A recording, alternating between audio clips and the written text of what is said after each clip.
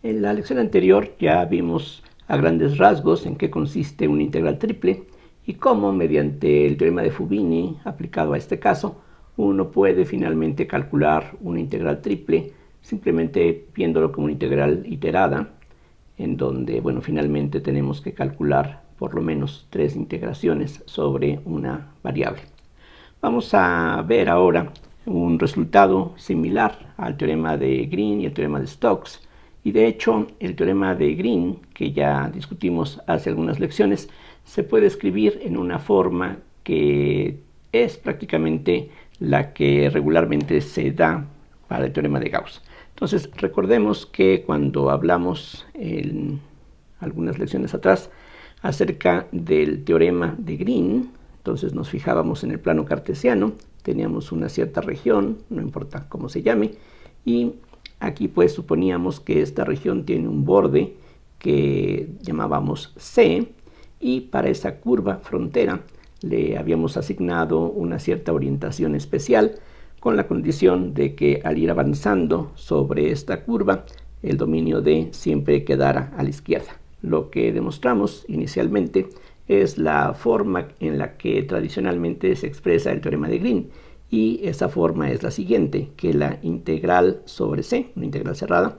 de m de x más n de y se puede escribir también como una integral doble sobre la región acotada por esta curva C de la diferencia de parciales, y aquí recuerden la regla mnemotécnica, es que tenemos que derivar la segunda función con respecto a la primera variable, y ahora, una vez que ya sabemos eso, lo que falta aquí es la otra derivada, la derivada de la m con respecto a y de x de y. Pero vimos que este resultado también se puede expresar de otra forma enteramente equivalente. Si en el plano nos fijamos en un campo vectorial, y en este caso ese campo vectorial tendría solamente dos componentes, las cuales dependen solamente de dos variables, x y y. Entonces vimos que el teorema de Green, que está aquí expresado, también se puede escribir así, como que la integral sobre esta curva C de f punto de s minúscula, o como quiera que vayamos a expresar una integral de línea, esto equivale a la integral sobre D de la divergencia de f diferencial de área. Aquí este de A es lo mismo que de x de y que aparece arriba, que bueno, esta sería una forma abreviada de escribir exactamente lo mismo. La divergencia de f, dijimos, se puede definir como la parcial de la primera entrada con respecto a la primera variable, más la parcial de la segunda entrada con respecto a la segunda variable. Lo único que tuvimos que hacer para mostrar la equivalencia entre estas dos expresiones fue escribir esto que aquí parece una diferencia como una suma, simplemente absorbiendo el signo menos en la función m. Lo que vamos a ver ahora es que el teorema de Gauss se puede expresar, como decía antes, de una manera prácticamente idéntica a lo que aquí hemos escrito, pero con ciertas diferencias, por supuesto, que, bueno, enseguida voy a decir en qué consisten. Y aquí, afortunadamente, todos los elementos que necesitamos para formular el teorema, e inclusive para probar el teorema, ya los conocemos. Entonces, ahora nos alejamos del plano cartesiano y nos vamos a R3 y pensamos en alguna región que tenga una forma agradable, como las que mencionábamos en la lección pasada. Esta región de R3 va a tener una cierta frontera que vamos a llamar S. S, entonces, automáticamente, si en efecto es la frontera de U, va a ser una superficie cerrada. De la misma manera que en el caso del teorema de Green, si teníamos una región con una frontera C, esa frontera tiene que ser necesariamente una curva cerrada. Si no fuera cerrada, entonces no sería la frontera de esta región. Aquí pasa algo similar. Y ahora pensemos que se tiene un campo vectorial, el cual nuevamente puede estar definido en todo el interior de U, su frontera, quizá más allá, pero no es necesario que el dominio sea todo R3. Lo único que necesitamos es que las expresiones que vamos a poner a continuación estén bien definidas donde se requiere. Lo que dice el teorema de Gauss es que si tenemos un campo vectorial f, que como ya sabemos se puede expresar o representar mediante en este caso, tres funciones de valores reales de las tres variables en principio x, y, z. Entonces ya previamente habíamos hablado de lo que significa la integral de superficie de un campo vectorial. Entonces podemos tener f.dA, por ejemplo, aunque recuerden, la notación varía ligeramente de un texto a otro y también pues dependiendo del área. Si estamos hablando de textos de matemáticas o libros de física, las cosas pueden cambiar ligeramente, pero no demasiado. Afortunadamente, este dA en ocasiones se escribe como ds mayúscula, en ocasiones como una sigma mayúscula, pero bueno, es una cantidad bastante pequeña de las diferentes opciones que se utilizan en la literatura. Entonces, esta integral sería, en este caso, el análogo de esta integral de línea. Aquí teníamos una integral sobre la curva frontera, aquí tenemos una integral sobre la superficie frontera, tenemos aquí un producto punto, igual que aquí, y lo que afirma el teorema de Gauss es que esta integral de superficie es lo mismo, tiene el mismo valor que la integral triple. Vean que estamos pasando de una integral sobre una curva a una integral sobre una región bidimensional.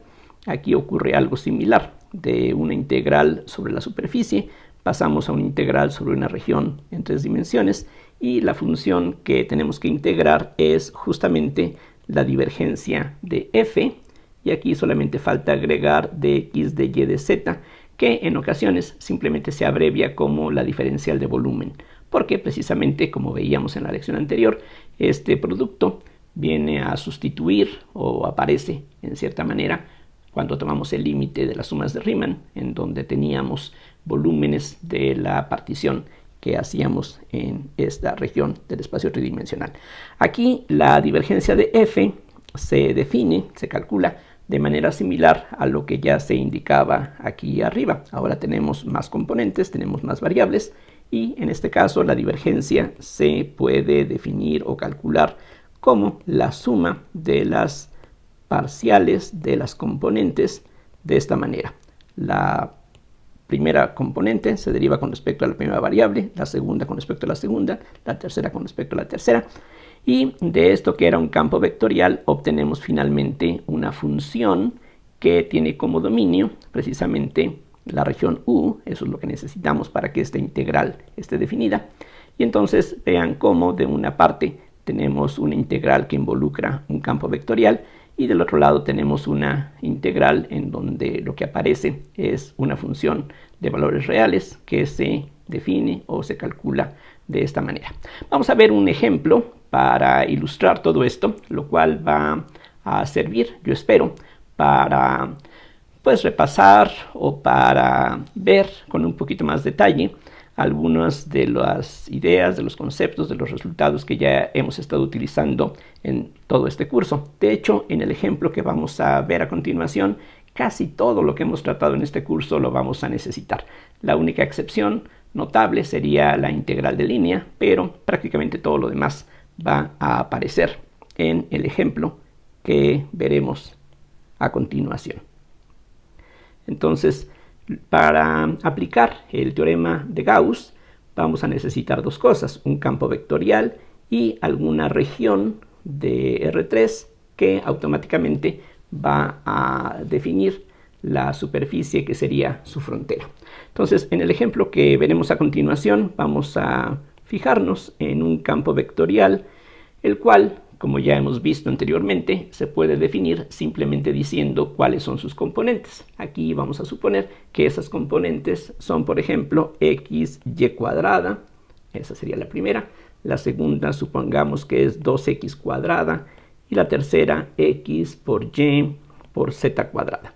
Expresiones muy sencillas, definitivamente, algo polinomial, pero aquí lo que nos interesa, como en otras ocasiones, es más que nada pues ilustrar lo que es propio del cálculo en varias variables y no tanto preocuparnos de integrales que puedan ser muy complicadas y que pues de hecho aparecen desde el cálculo elemental de una sola variable. Entonces aquí nos fijamos nuevamente en expresiones sencillas para que pues las integrales no representen un obstáculo demasiado grande.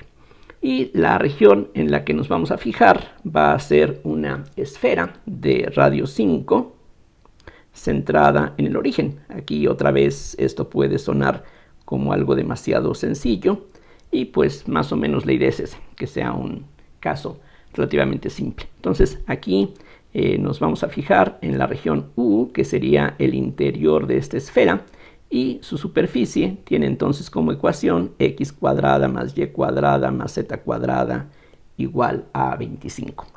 Lo que podemos hacer de una vez es calcular la divergencia de f. Eso lo vamos a necesitar, así es que de una vez podemos ir calculando esta función de valores reales. Lo que hay que hacer, recuerden, es derivar cada una de estas tres componentes con respecto a cada una de las tres variables x, y, z. Al derivar esta primera componente con respecto a x, lo que obtenemos es y cuadrada, claramente. La derivada con respecto a y de la segunda componente es 0, lo escribo. Y finalmente tenemos que derivar la tercera componente con respecto a la tercera variable, lo cual nos da 2xyz. Entonces aquí tendríamos 2xyz. Entonces esa es la divergencia del campo vectorial f. Y ahora vamos a comenzar por calcular la integral de volumen, la triple integral de la divergencia de f, precisamente para poner en operación las instrucciones que veíamos en la lección pasada. Entonces vamos a comenzar por calcular la integral triple sobre esta región U, que repito, es el interior de esta esfera de radio 5, de la divergencia de f, que es la función y cuadrada más 2xyz. Entonces aquí falta agregar dx de y de z. Y como ya se indicó, la manera de calcular una integral como esta consiste en aplicar el teorema de Fubini. Aquí vean que la frontera de esta región es una superficie suave, de hecho no tiene esquinas, no tiene aristas, es algo perfectamente suave en todas partes. Y además la función que aquí tenemos es continua en todo R3, está definida en todo R3, así es de que aquí no hay duda que la integral existe y de que vamos a poder calcular esta triple integral mediante la iteración de integrales. Lo que podemos hacer en este caso, dada la simetría de la figura, vean ustedes que las variables x, y, z entran en una forma perfectamente simétrica en esta expresión. De hecho, aquí en este momento podríamos decir que este es el eje x, y, z, o podríamos nombrarlos de alguna forma diferente, pero todo se sigue viendo igual. Entonces, aquí pues es totalmente a nuestro gusto. Aquí no se ve ninguna preferencia por algún orden especial para calcular esta triple integral, pero vamos a seguir la regla que, digamos, regularmente funciona. Vamos a integrar primero sobre z y después sobre las otras dos variables. Entonces vean que la figura que aquí tenemos, si la proyectamos sobre el plano XY, la proyección sería un disco de radio 5 en el plano XY centrado en el origen. Entonces esta triple integral, ahora sí, sería lo mismo que la integral sobre x y y. Dejamos estas dos variables para el final. Y en esa integración tendríamos que integrar sobre el disco, que se obtiene, como dije, al proyectar esta superficie en el plano XY. Entonces aquí vamos a tener una circunferencia, algo como eso, que es lo que estoy llamando aquí D mayúscula. Y lo que podemos hacer es comenzar por calcular la integral sobre z. Y vean ustedes que para cada punto de este disco, lo que va a ocurrir es que vamos a tener dos valores de z que van a determinar los límites de integración para esta integral. Y de hecho, si despejamos de aquí la z, podemos ver fácilmente que de un lado vamos a tener menos la raíz cuadrada de 25 menos x cuadrada menos y cuadrada, y en el otro extremo vamos a tener la misma raíz pero con signo positivo. Entonces Esto sería lo que tenemos que integrar para comenzar. Y repito, en cada punto de este disco, la z está limitada entre estos valores y por lo tanto eso es lo que corresponde para esta primera integral. Aquí todavía no voy a escribir los límites que corresponden a x y y. Esto podemos ver que es un problema que ya hemos encontrado en varias ocasiones previamente. Aquí entonces comienzo por este otro lado. Entonces lo que tenemos, como ustedes pueden ver, es que esto es la integral sobre este disco, sobre las variables x y y para calcular esta integral utilizamos el teorema fundamental del cálculo. Buscamos una primitiva. Aquí para esta integración, como de costumbre, las variables x y y hay que mantenerlas como constantes. Aquí la z es la única que importa. Y entonces vamos a tener un y cuadrada z más xy z cuadrada. Ustedes pueden ver que si derivan con respecto a z, obtenemos precisamente la función que aparecía aquí previamente. Y todo esto hay que evaluarlo entre z igual a menos la raíz de 25 menos x cuadrada menos y cuadrada y más la raíz de 25 menos x cuadrada menos y cuadrada. Entonces lo que va a ocurrir es que este término desaparece, lo cual no es ninguna sorpresa. Vean ustedes que este término es una función impar de z, que es aquí la variable que está pues siendo integrada. Y estamos integrando sobre límites que son simétricos con respecto al origen. Así es de que este término, pues como podríamos anticipar, nos da una contribución de 0. Mientras que este otro término, que es una función par de z, de hecho si aquí cambiamos z por menos z, no hay ningún cambio. Entonces es una función par, aunque la z no esté. Y como estamos integrando entre límites simétricos, lo que vamos a obtener es 2 veces el valor de esta función en el límite superior, que es efectivamente lo que obtendríamos al evaluar en z igual a esto, menos lo que corresponde al valor de este producto en z igual a este otro valor. Entonces lo que queda, como ustedes pueden ver, sería 2 veces la integral sobre d de y cuadrada por la raíz de 25 menos x cuadrada menos y cuadrada de x de y. De esa manera comenzamos con una integral triple y ahora tenemos una integral doble sobre un disco de radio 5. Quizá no sea necesario hacer el dibujo, pero tampoco nos hace daño el que lo hagamos. Entonces aquí, por la forma que tiene esta integral, pues parece conveniente hacer un cambio de variables. De paso, pues vamos a practicar un poquito el cambio de variables en integrales dobles, y lo que va a ser conveniente pues es sustituir las coordenadas x y y por las coordenadas polares. Entonces ya sabemos que el jacobiano de x y con respecto a r y θ es r, ya lo hemos calculado y usado en ocasiones anteriores.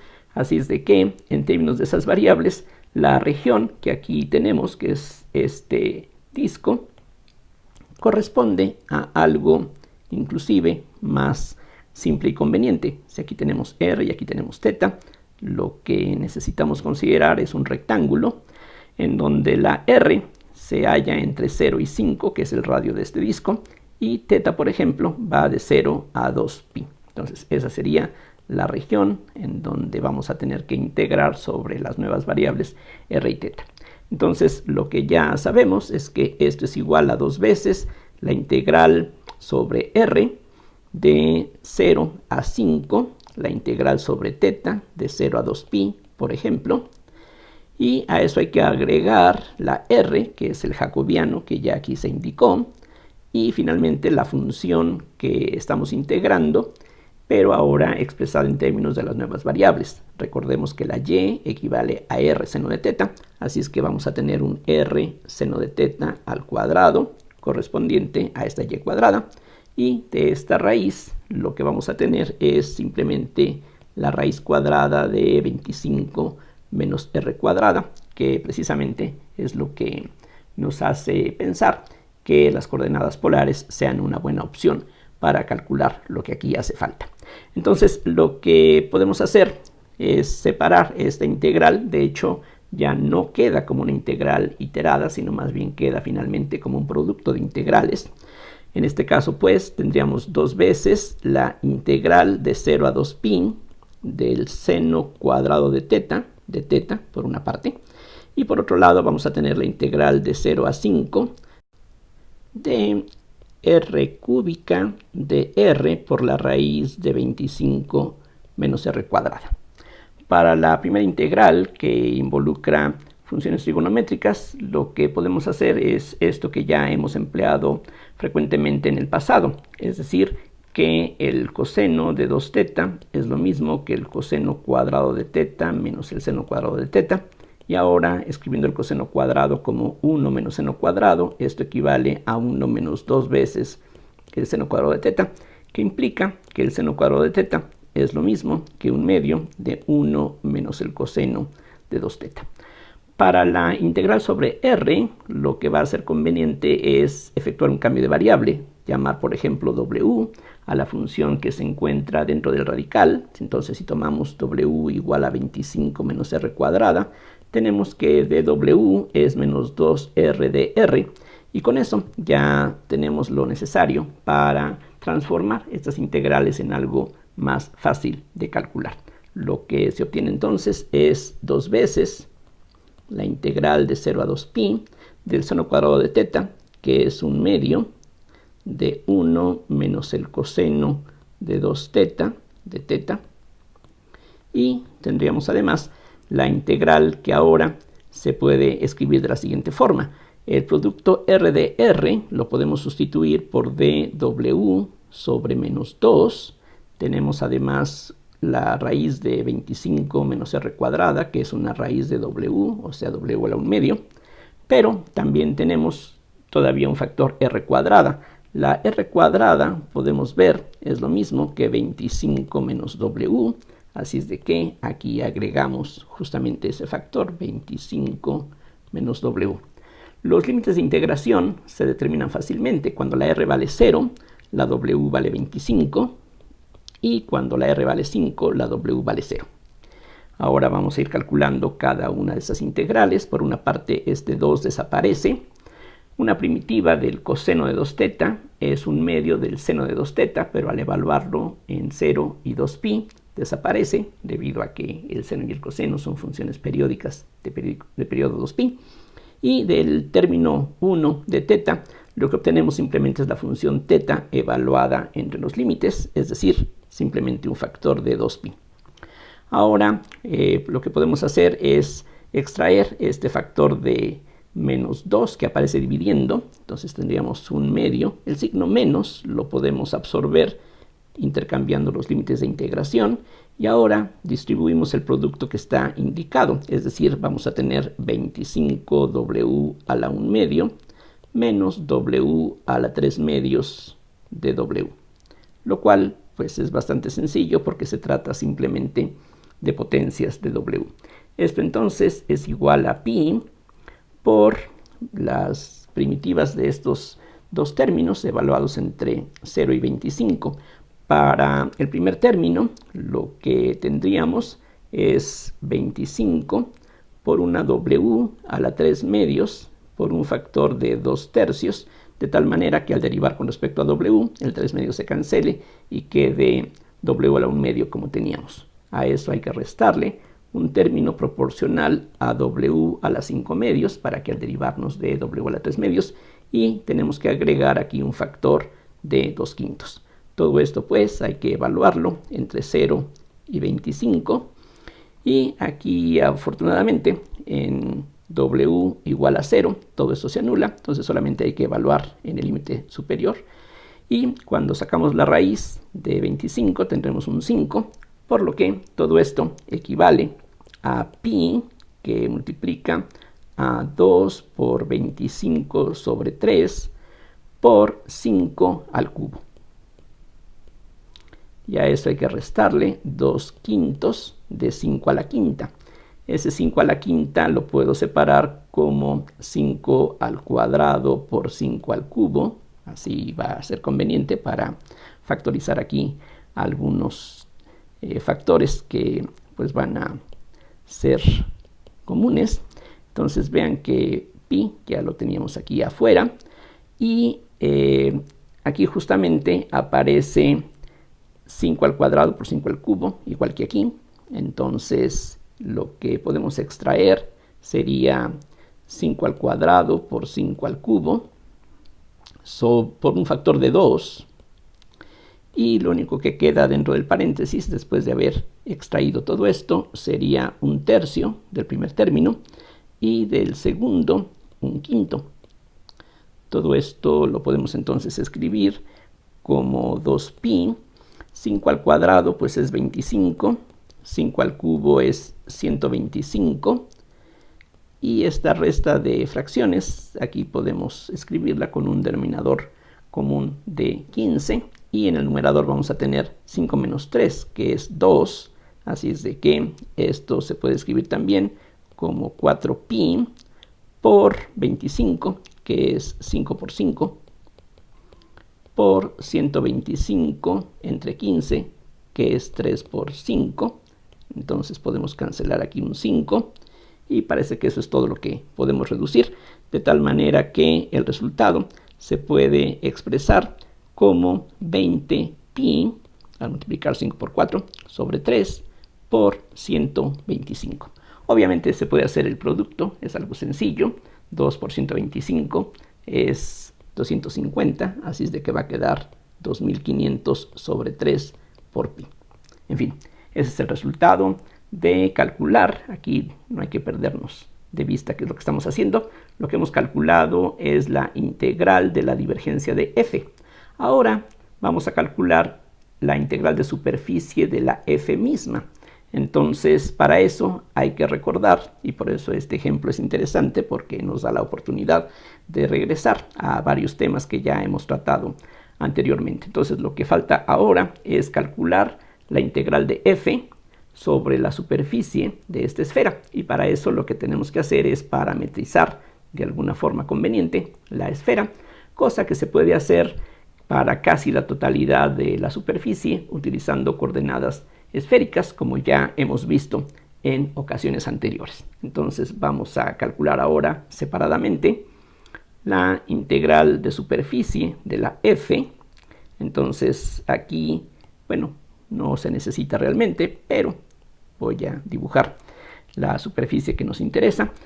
Y lo que sabemos es que esta superficie, o casi toda ella, se puede parametrizar en términos de variables que típicamente se representan con las letras teta y phi. Entonces vamos a tratar de seguir esta notación que se emplea regularmente. Entonces la parametrización de la superficie en términos de estos ángulos sería esto que escribo enseguida. 5 veces el seno de teta, coseno de phi, seno de teta, seno de phi, coseno de teta. Esto es básicamente la definición de las coordenadas esféricas, la relación entre las esféricas y las cartesianas. Aquí el radio de la esfera es 5, por eso es que aparece este factor aquí afuera.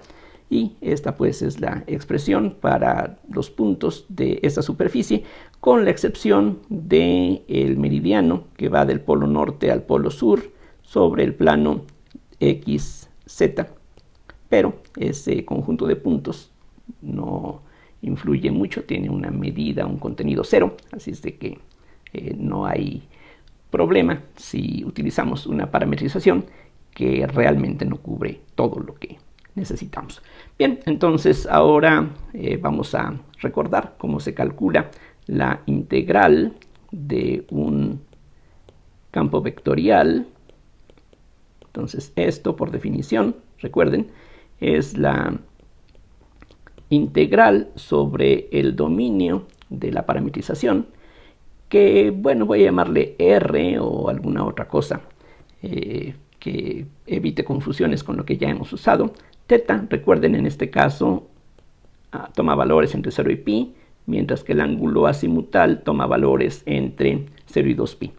Entonces esa sería la región que corresponde. Entonces sobre esa región hay que calcular la integral que sigue.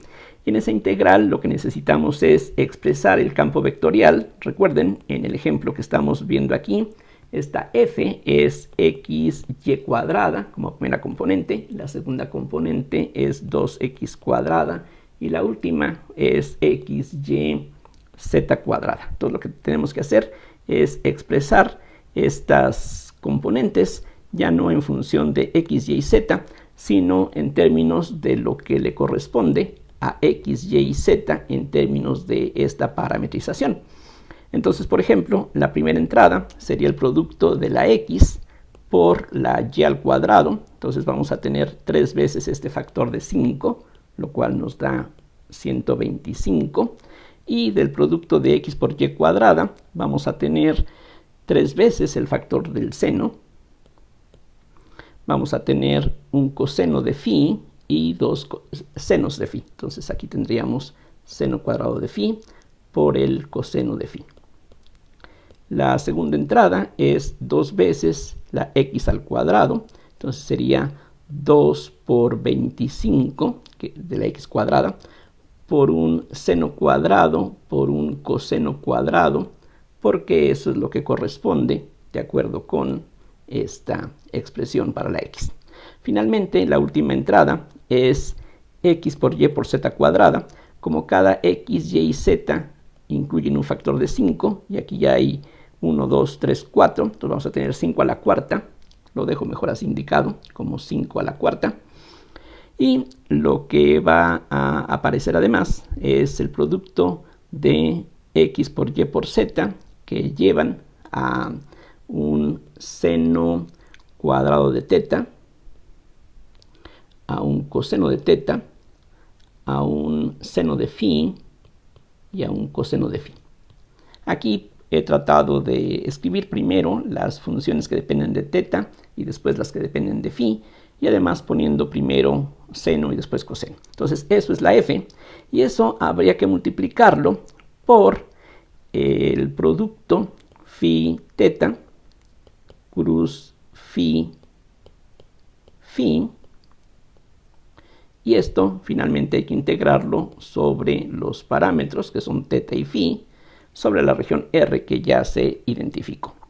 Entonces lo que necesitamos todavía calcular es el producto cruz de estas derivadas parciales, lo cual es un cálculo bastante sencillo. Vamos a ver aquí por separado lo que nos da este producto. Entonces vamos a tener, y en el siguiente renglón, la parcial de esta expresión con respecto a teta. Eso nos da 5 coseno coseno. Entonces aquí tendríamos 5 coseno de teta, coseno de phi. Y más abajo, sobre la misma columna, ahora hay que derivar con respecto a phi. Eso nos da 5 veces seno de teta con un menos seno de phi. La segunda entrada, la segunda columna más bien, tiene la j arriba. Después hay que derivar esta expresión que tenemos aquí con respecto a teta.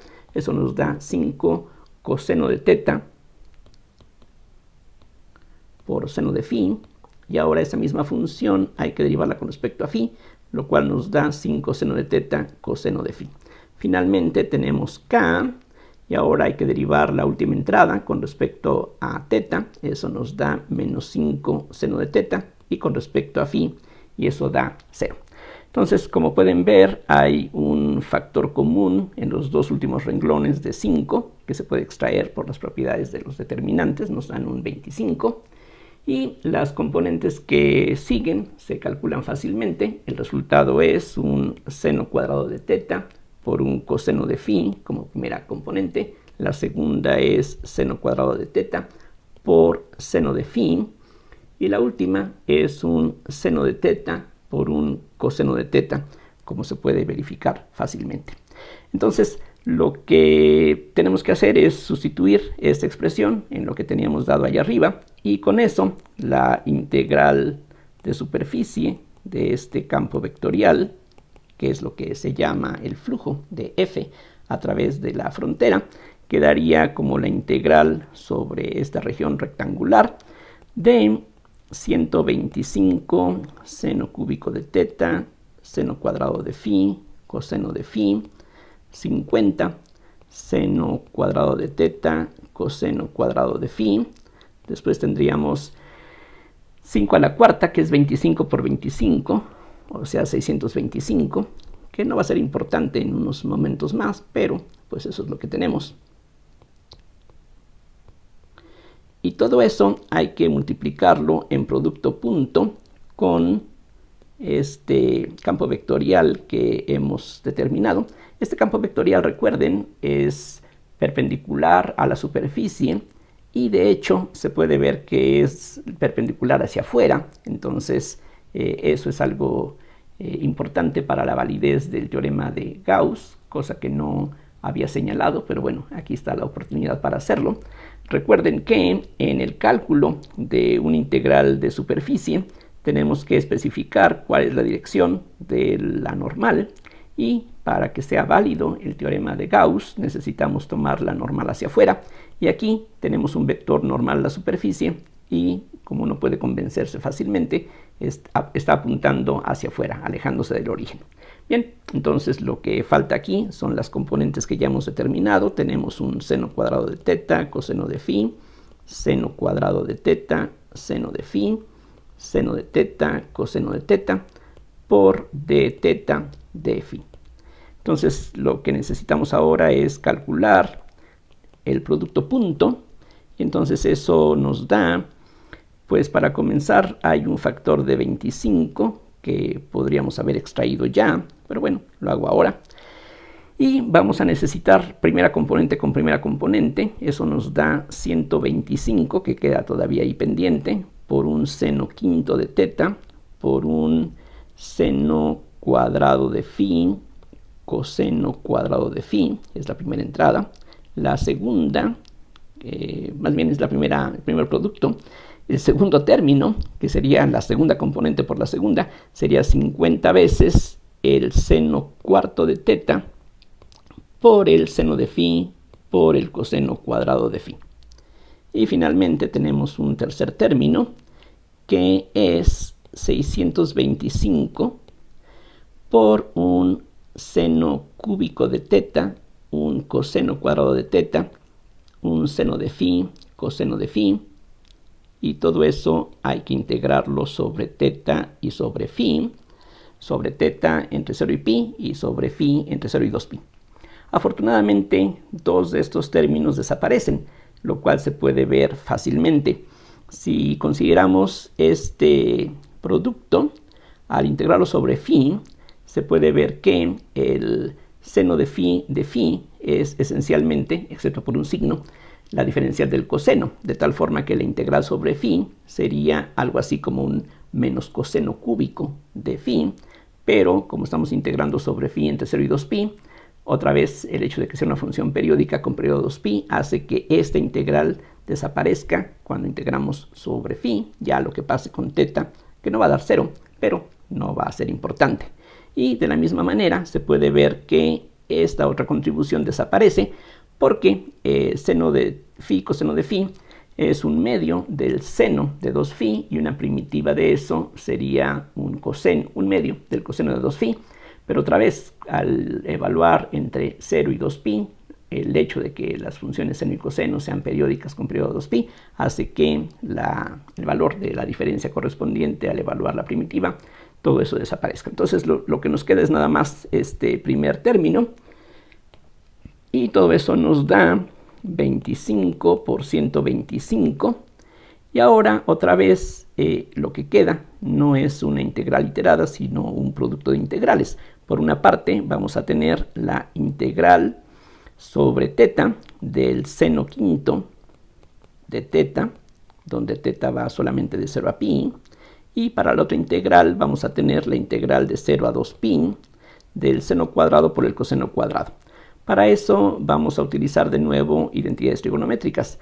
Hay que recordar que el seno por el coseno es la mitad del seno del doble ángulo. Es decir, si me fijo en el seno de 2phi y divido entre 2, eso precisamente es seno de phi, coseno de phi. Todo eso hay que elevarlo al cuadrado y después hay que integrar sobre phi. Las integrales que quedan aquí son bastante fáciles de calcular. Por ejemplo, la primera del seno quinto, lo que podemos hacer para evaluarla, aquí pues conviene hacer el cálculo por separado para no andar escribiendo todos estos factores. Entonces, si nos fijamos en la integral de 0 a pi del seno quinto de teta, vean que esto es realmente pues un ejercicio de cálculo integral elemental, pero bueno, lo necesitamos. Aquí esto para comenzar es lo mismo que menos la integral de 0 a pi del seno cuarto de teta por la diferencial del coseno de teta. La derivada del coseno es menos el seno, por eso el signo menos, y eso entonces nos daría el seno a la quinta. Si hacemos un cambio de variable, por ejemplo, mi igual al coseno de teta, esto es lo mismo que menos la integral. El seno cuarto es lo mismo que 1 menos el coseno cuadrado. Recuerden, 1 menos coseno cuadrado es seno cuadrado. Hay que elevarlo al cuadrado para que nos dé el seno cuarto por la diferencial de mi. Los límites de integración se determinan fácilmente. Cuando teta vale 0, el coseno vale 1. Cuando teta vale pi, el coseno vale menos 1. Entonces esto es lo que nos queda.